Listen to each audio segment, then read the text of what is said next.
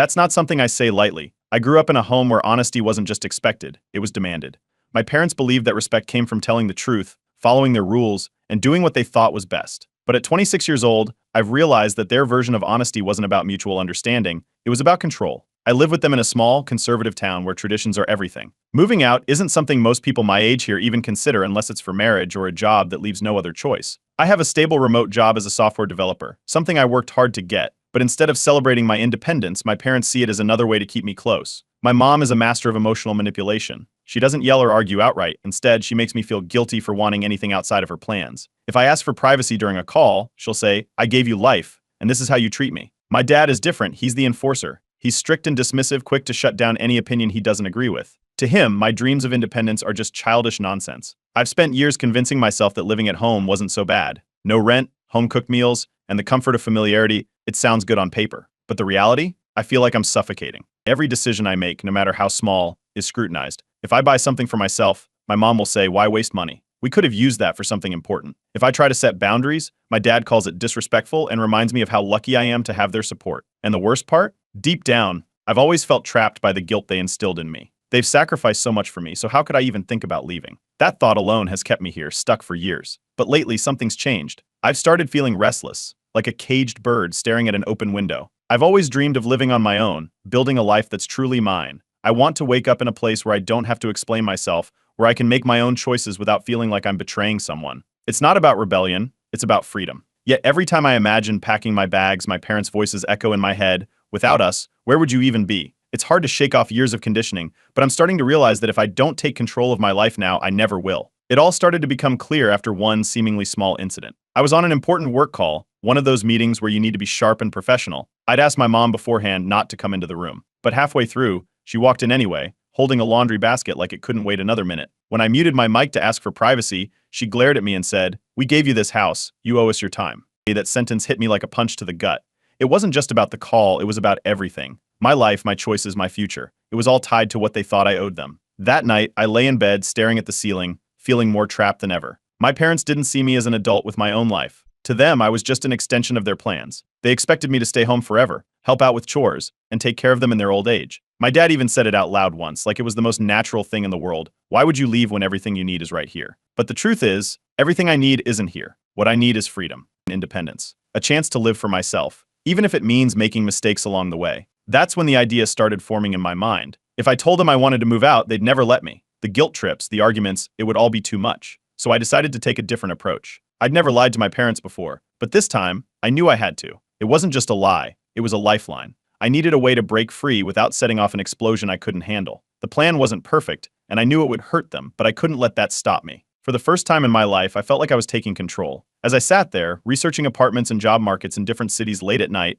I felt a strange mix of fear and excitement. This was the first step towards something new, something better. I knew it wouldn't be easy, and I knew there'd be consequences. But as I stared at the glowing screen, one thought kept running through my mind: if I don't do this now, I might never get another chance. And that, more than anything, scared me the most. The argument started over something so small, I almost can't believe how much it affected me. It was a regular workday, and I had a big meeting with some of the senior managers on my team. I'd told my mom earlier I need to focus. "Please don't come into the room during my call." She smiled and said, "Of course, but I should have known better." About 10 minutes into the meeting, just as I was presenting my part of the project, she walked in holding a laundry basket. She didn't just walk through, she stood there, looking at me like I was doing something wrong. I quickly muted my mic and whispered, "Mom, I asked for privacy." Her response? She glared at me and said, loud enough for me to hear over the muted headset, "We gave you this house, you owe us your time." That sentence hit me harder than I expected. I didn't say anything back, I just nodded, hoping she'd leave so I could unmute and get back to my call. But inside, I felt like something had snapped. It wasn't just about the call or the laundry basket. It was about everything. The unspoken rules, the constant expectations, the way my life felt like it wasn't even mine. It was all too much, and for the first time I realized I couldn't keep living like this. Later that evening, my dad made things even worse. We were sitting at the dinner table, and I decided to test the waters. I casually said, "Some of my coworkers have been talking about moving to bigger cities. The job opportunities are better, and you get to meet new people." My dad put down his fork and gave me that look, the one that means don't even think about it. He said, "Why would you leave when everything you need is right here? You've got a roof over your head, your meals are taken care of, and you don't even have to worry about bills. People would kill for that." My mom chimed in, "And who's going to take care of us if you leave? We're not getting any younger, you know." I didn't respond. What could I say? They'd already made up their minds about what my life was supposed to look like, and any argument I made would just lead to guilt trips or lectures about respect. It was like every choice I wanted to make for myself was somehow a betrayal of everything they'd done for me. That night, lying in bed, I started piecing things together. All the help they'd given me over the years, the way they covered my car insurance, the way they insisted I didn't need to pay rent. It wasn't just about helping me. It was about control. Every time I mentioned wanting to do something different, they'd bring it up. Without us, where would you even be? It wasn't a reminder of their generosity, it was a leash. And I was finally starting to see it for what it was. I couldn't stop thinking about that sentence my mom said earlier. We gave you this house, you owe us your time. Did I owe them my entire life just because they were my parents? I wasn't so sure anymore. I loved them, of course, but love shouldn't feel like a chain. It shouldn't make you feel small or trapped. And yet, every time I thought about leaving, the guilt came rushing back. What if they were right? What if I couldn't make it on my own? What if I failed? But despite the fear, a new thought began to take shape in my mind. What if I did leave? What if I found a way to start over in a new city, with my own space and my own rules? I couldn't just walk out the door and announce my plans. They'd never let me. My mom would cry, my dad would get angry. They'd wear me down until I gave up, just like they always did. If I was going to do this, I needed a plan. And more importantly, I needed a reason, one they couldn't argue with. That's when I started doing my research. Late at night, after everyone else had gone to bed, I'd pull out my laptop and look up apartments in nearby cities. I'd scroll through job listings, not because I needed a new job, but because I wanted to know my options. Every click, every search felt like a small rebellion, like I was taking back a little piece of my life. I didn't know exactly how I was going to make it happen, but I knew one thing for sure: I couldn't stay here forever. The first time I looked at those apartment listings, I felt something I hadn't felt in years: hope. It was scary, yes, but it was also exciting. For the first time, I was thinking about what I wanted, not what my parents expected from me. And for the first time, I felt like maybe, just maybe, I could make it happen. All I needed was the right excuse. Something believable, something they couldn't argue with. And as I stared at the screen, my heart racing, I realized that the lie I'd never told before might just be the key to setting myself free. It was a week before I finally decided to tell them. I'd been rehearsing what to say over and over in my head, making sure it sounded convincing. The story had to be perfect. My parents knew I worked remotely, so why would my company suddenly need me in another city? That was the tricky part. But I told myself it wasn't a complete lie. There were growth opportunities for me, just not in the way they'd think. I wanted to grow as a person, to stand on my own 2 feet. This was my only chance, and I couldn't let it slip away. At dinner, I took a deep breath and said, "Mom, Dad, my company is opening an office in another city. They want me there for a new project. It's a big opportunity for my career." I tried to sound calm and confident, even though my heart was racing. My mom froze, her fork halfway to her mouth, while my dad leaned back in his chair, frowning. The silence stretched for what felt like forever before my mom finally spoke. "You're too valuable here," she said, her voice trembling. "Can't you say no? They don't understand how important you are to us." My dad, on the other hand, didn't hold back. "What kind of company forces people to move?" "Sounds like an excuse to me," he said, crossing his arms. "You'll fail. Living on your own isn't as easy as you think. You'll come crawling back within a month." His words stung, but I forced myself to stay composed. I knew this wouldn't be easy, and their reactions were exactly what I'd expected. My mom's eyes filled with tears, and she started listing all the sacrifices they'd made for me. "We raised you, and this is how you repay us," she said, her voice cracking. "We thought you'd always be here for us." Every word felt like a knife to my chest, but I didn't let it show. I nodded and said, "I understand how you feel, but this is something I have to do." Inside, I felt the weight of their disappointment and guilt pressing down on me, but I also felt a flicker of hope. This was my chance to escape, to finally start living the life I wanted. I couldn't let their emotions derail me now. The next few days were a whirlwind of planning and preparation. I couldn't pack openly, so I started selling some of my belongings online. Things I didn't use often: old furniture, clothes I'd outgrown, even some of the gadgets I'd collected over the years. Every sale felt like another step toward freedom. At night, when the house was quiet, I'd pack small boxes of my essentials and hide them in the back of my closet. I had to be careful not to arouse suspicion. My dad was already watching me closely, and I knew one wrong move could ruin everything. The guilt didn't go away, though. Every time my mom made my favorite meal or asked me to sit with her and watch TV, I felt a pang of doubt. Was I being selfish? They weren't bad people. They were just stuck in their ways. But then I'd remind myself of all the times I'd felt trapped, all the times they'd dismissed my dreams and made me feel like I owed them my entire life. This wasn't about punishing them. It was about saving myself. One night, my mom knocked on my door while I was pretending to work. She sat on the edge of my bed, her eyes red and puffy from crying. "You don't have to go," she said softly. "We'll figure something out. Tell your boss you're needed here." Her words broke my heart, but I stayed firm. "Mom, I promise I'll visit often," I said, even though I didn't know if I'd be able to. She nodded, but I could tell she didn't believe me. As she left the room, I felt the tears welling up in my own eyes. It wasn't supposed to be this hard, but I knew deep down that it was the right thing to do. The hardest part was keeping up the act. Every day felt like walking on a tightrope, balancing between their suspicions and my growing excitement for the future. I'd smile and nod during family dinners, all the while counting down the days until I could leave. The lie had set everything in motion,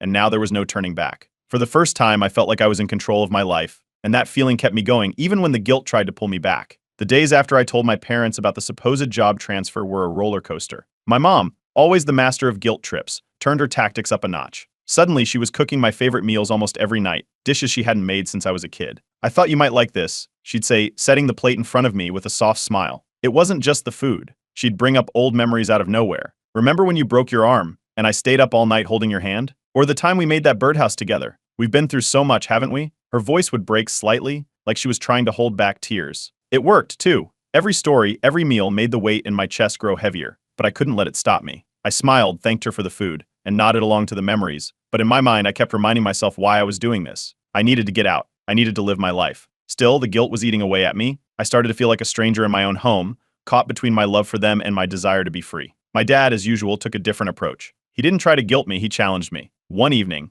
as I was sitting on the couch with my laptop, he walked in and caught a glimpse of the screen. I'd been looking at apartment listings, and I quickly clicked away, but it was too late. "What's that?" he asked, narrowing his eyes. "You're not planning on running off, are you?" My heart skipped a beat, but I forced myself to stay calm. "No, it's nothing like that," I said, trying to sound casual. "I was just curious about rental prices, that's all." He didn't seem convinced. "Curiosity, huh? You know, living on your own isn't as easy as you think. Rent, bills, groceries, it all adds up. You think you're ready for that?" His tone was dismissive, almost mocking. "You've got everything you need right here. Why go looking for trouble?" I shrugged, pretending his words didn't bother me, but inside I was fuming. He didn't see me as capable of standing on my own. To him, I was still a kid who needed to be taken care of. That realization only strengthened my resolve. Despite my determination, the emotional weight of the situation was overwhelming. Every interaction with my parents felt like a test of my willpower. My mom's subtle tears and my dad's thinly veiled doubts were constant reminders of what I was leaving behind. There were moments when I wondered if I was doing the right thing. Was I being selfish? Couldn't I just stay and make it work? But then I'd think about all the times I felt trapped. All the dreams I'd put on hold because they didn't align with my parents' expectations.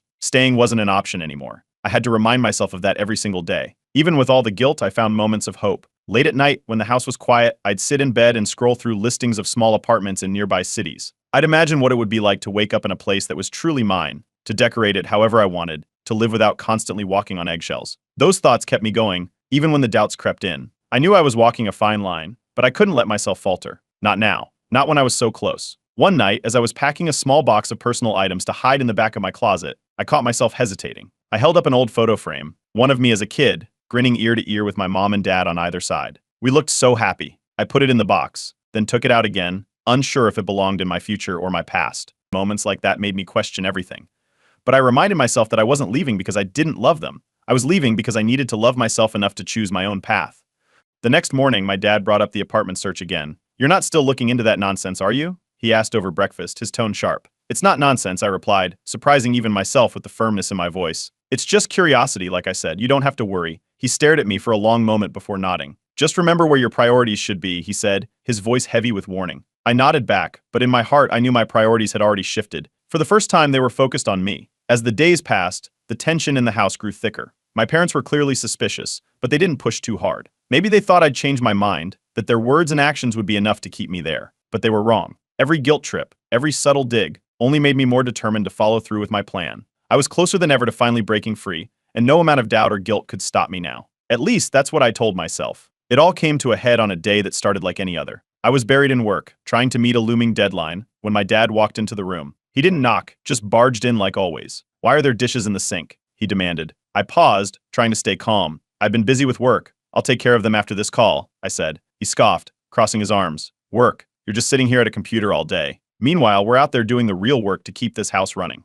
That comment stung more than I expected. I worked hard at my job, even if they didn't see it. But before I could respond, my mom chimed in from the hallway. "He's right, you know. You've been so wrapped up in yourself lately. This family needs you, and you're too busy to even wash a few dishes?" Her tone was sharp, and I could feel the anger rising inside me. I'd spent so long holding my tongue, trying to keep the peace, but this time, I couldn't. I stood up, my hands shaking. "Do you even hear yourselves?" I said, my voice louder than I intended. "I've been working nonstop, trying to build a life for myself, and all you can do is criticize me for not doing chores the second you want them done." My dad's eyes narrowed. "Don't raise your voice at me. This is my house, and you'll show respect." That was it, the breaking point. Respect. You don't respect me. You don't care about me. You just want to control me. The words were out before I could stop them, and the room went silent. My mom's face crumpled as she started to cry. "How could you say that after everything we've done for you?" she whispered, her voice shaking. My dad, on the other hand, stormed out of the room, muttering, "Selfish. That's what you are. Selfish and ungrateful." I stood there, my chest heaving, unsure of what to do. Part of me wanted to apologize, to take it all back, but another part of me felt relief.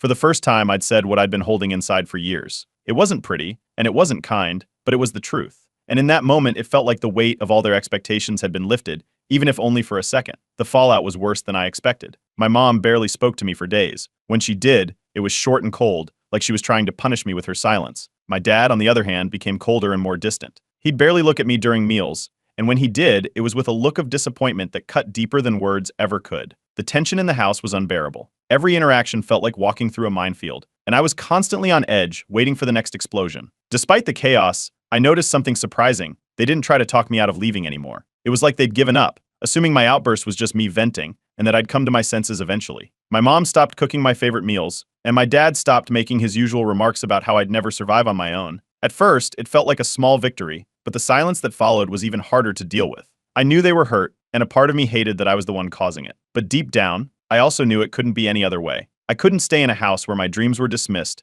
and my choices were treated as disrespect. The confrontation had been messy and painful, but it had also been necessary. It was the only way to make them see that I wasn't a child anymore, that I deserved to live my own life. Still, the guilt lingered, and I found myself questioning everything. Was I being selfish? Couldn't I find a way to make it work without leaving? Those doubts were hard to shake, but every time they crept in, I reminded myself of why I'd started this journey in the first place. I wasn't leaving to hurt them, I was leaving to save myself. And even though the house felt colder and lonelier than ever, I held on to the hope that someday, they'd understand. For now, though, I had to stay focused. The hardest part was still ahead, and I couldn't afford to lose sight of my goal. This wasn't just about leaving, it was about building a life where I could finally be free. The night before I left, I barely slept. I lay awake in my bed, staring at the ceiling, my mind racing with thoughts of what I was about to do. I kept asking myself if I was ready, if this was really the right choice. Every doubt I'd ever had felt louder than ever, but I knew I couldn't back out now. I'd spent weeks preparing for this moment, selling my things, packing what I needed, and making arrangements for a new apartment in the city. This was my only shot at freedom, and I had to take it. At 4 a.m., the alarm on my phone buzzed softly, and I quietly got out of bed.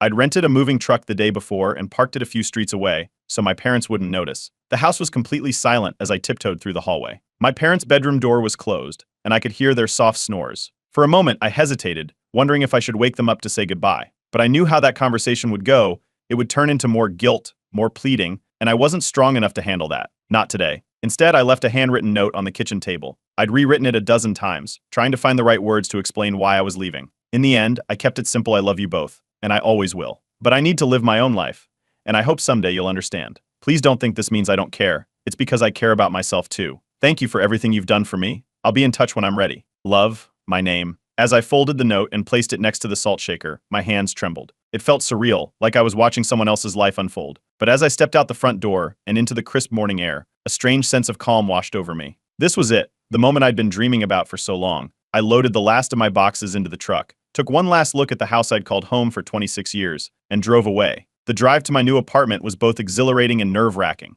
With every mile, I felt a little lighter, like I was shedding the weight of all the expectations and guilt that had held me back for so long. But at the same time, I couldn't stop thinking about how my parents would react when they woke up and found the note. Would they be angry? Hurt? Would they hate me for leaving like this? My phone buzzed in the cup holder, but I ignored it. I wasn't ready to face the fallout just yet. By the time I arrived at my new place, I had over a dozen missed calls and twice as many texts from my mom. The messages were all over the place. Some were angry, accusing me of being selfish and ungrateful, while others were heart-wrenching pleas for me to come back. How could you do this to us? One text read. Another said, please come home. We can talk about this. I'll make your favorite dinner. Each message felt like a punch to the gut, but I didn't respond. I needed time to settle in, to adjust to this new chapter of my life before I could even think about talking to them. My dad, as expected, was far less emotional. He only sent one message: don't bother coming home again. Those words hurt more than I'd like to admit, but I told myself they were just his way of processing the situation. He'd always been the type to bottle up his emotions, to act tough even when he was hurting. I hoped, deep down, that he didn't really mean it. But for now, I had to focus on myself and what lay ahead. Unpacking my things in the small, empty apartment felt strangely liberating. The space wasn't much, just a one-bedroom unit with bare walls and a tiny kitchen, but it was mine. For the first time, I could arrange my life exactly the way I wanted it. No one would judge me for leaving dishes in the sink or question how I spent my time. I could wake up and go to bed whenever I wanted. It wasn't just a new apartment, it was freedom, and it felt incredible. Later that night, as I sat on the floor eating takeout straight from the container, I let myself finally breathe. The day had been overwhelming, but I'd done it. I'd taken the first step toward building the life I'd always dreamed of. I knew the road ahead wouldn't be easy. There'd be challenges, loneliness, financial stress, moments of doubt, but I was ready to face them. For the first time, I felt like I was in control of my own story. Before going to bed, I scrolled through the missed calls and texts one last time. My mom's messages had slowed down, but the last one caught my eye. "I just want to know you're okay. Please text me." I hesitated, then typed a short reply. "I'm safe. I'll reach out soon. Love you." It wasn't much, but it was enough to let her know I hadn't forgotten them. As I turned off the lights and lay down on the unfamiliar mattress, I felt a mix of emotions: sadness, guilt, hope, and excitement. But most of all, I felt free.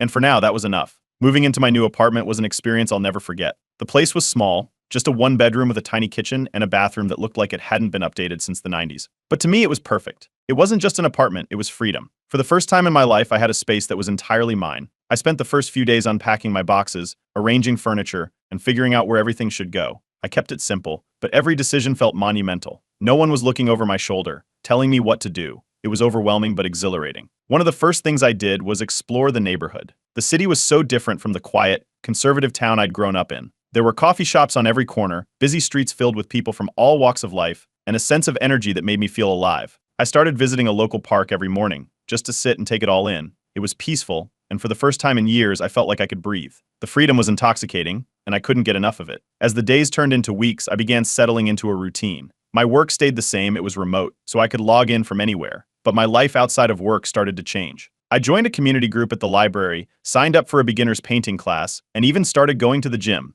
These were things I'd never done back home because there was always an excuse. I didn't have the time, my parents needed me, or I didn't want to deal with their questions. Here, I didn't have to explain myself to anyone. I could just do what made me happy. I also started making friends. There was a guy in my building named Eric who introduced himself while I was struggling to carry groceries up the stairs. He was a little older than me and had lived in the city for years. We started hanging out, grabbing coffee or watching sports at his place. Through him, I met a few other people, and before long, I had a small circle of friends who didn't know me as the guy stuck at home. They knew me as someone trying to make a fresh start, and that felt good. But it wasn't all easy. Every time I felt a surge of relief or excitement about my new life, a wave of guilt wasn't far behind. I couldn't stop thinking about my parents. Were they okay? How were they handling my sudden departure? My mom's texts had slowed down after that first week, but they never stopped entirely. Most of them were short and straightforward, like "hope you're doing okay," or "let us know if you need anything."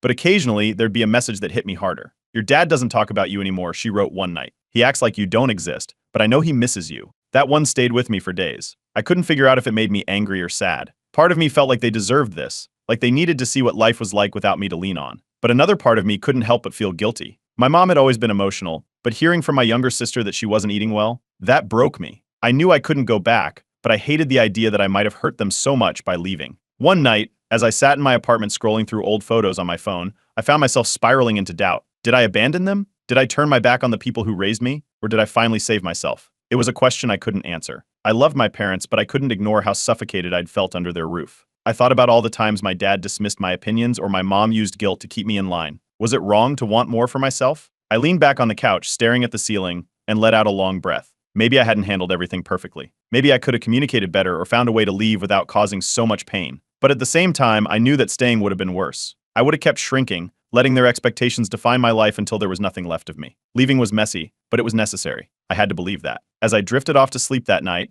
I reminded myself that this was just the beginning. My parents and I might not see eye to eye right now, but I hoped that, over time, they'd come to understand why I had to leave. And even if they didn't, I was starting to understand it myself. For the first time in my life, I was putting myself first. It was scary and uncomfortable, but it was also freeing. And that freedom was worth everything. It had been months since I left home, and my life was finally starting to feel normal. I'd settled into my apartment, made new friends, and developed routines that felt natural and fulfilling. But even with all that progress, a part of me still felt the weight of what I'd left behind. I hadn't heard much from my dad, which wasn't surprising. My mom texted every now and then, but her messages were short and vague. I wasn't sure if they were giving me space or silently hoping I'd come crawling back. Then, one day, out of the blue, I got a text from my dad. It was short and to the point: "Your mom's health is getting worse. She misses you." I stared at the screen, my chest tightening. My dad wasn't the type to reach out unless it was serious, and those words hit me harder than I expected. I couldn't stop picturing my mom sitting at the kitchen table, looking tired and sad. For the first time in months, I felt a wave of guilt so strong it was almost suffocating. Had I done the right thing by leaving?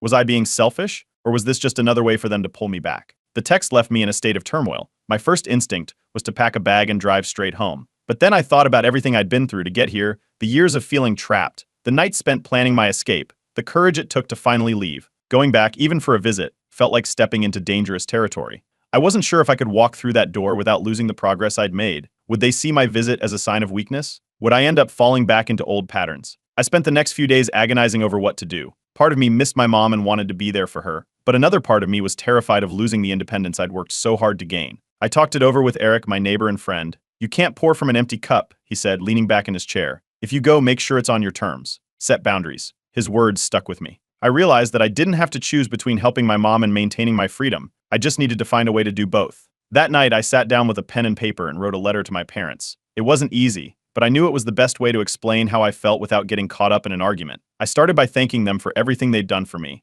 from raising me to supporting me in my career. Then I explained why I left, not to hurt them, but to find myself. I needed to take this step to grow as a person, I wrote. I hope you can understand that. I also made it clear that while I loved them, I needed boundaries. If I come to visit, I wrote, it has to be on my terms. I can't go back to feeling like my choices don't matter. I need us to move forward, not backward. As I sealed the envelope, I felt a mix of anxiety and relief. It wasn't a perfect solution, but it was honest. For the first time, I felt like I was standing up for myself in a way that wasn't fueled by anger or guilt. A week later, I got a response. It was a text from my mom. Thank you for your letter. I understand now why you left, even if it hurts. We miss you, but we want you to be happy. You're always welcome here. My dad didn't respond directly, but my mom mentioned that he read the letter too. She said he didn't say much, just nodded and went back to his newspaper. That was as close to an apology as I'd ever get from him, and honestly, it was enough. I decided to visit the following weekend. Driving up to the house felt surreal, like stepping into a time capsule. Nothing had changed, but everything felt different. My mom hugged me the moment I walked through the door, tears streaming down her face.